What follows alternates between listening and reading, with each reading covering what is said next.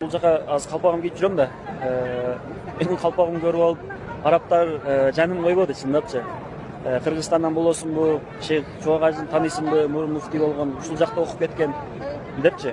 Сизди аябай сурашып, мен агай болом, устаз болом, мен группалаш болом, мен тааныйм деп көп арабтар сиз жөнүндө аябай жакшы кептерин кылды. Мен бир аз арабча билгеним үчүн алар менен сүйлөшүп.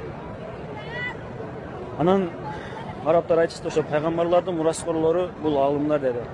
Биз сиздин кадырыңызды дагы деле билбейт экенбиз. Сиз Кыргызстанды аябай тез убакыттын ичинде мына дагы бирөөсү келип эме болуп атат. Аябай тез убакыттын ичинде канчалаган инсандарга ыйман жолуна түшкөнгө себепкер болдуңуз. Талыкпаган эмгегиңиз менен аябай көп ийгиликтерди жараттыңыз дин жактан. Бир эле Кыргызстандан эмес, Орто Азияда азыр дин боюнча эң күчтүү сиз азыр сиз менен сыймыктанабыз.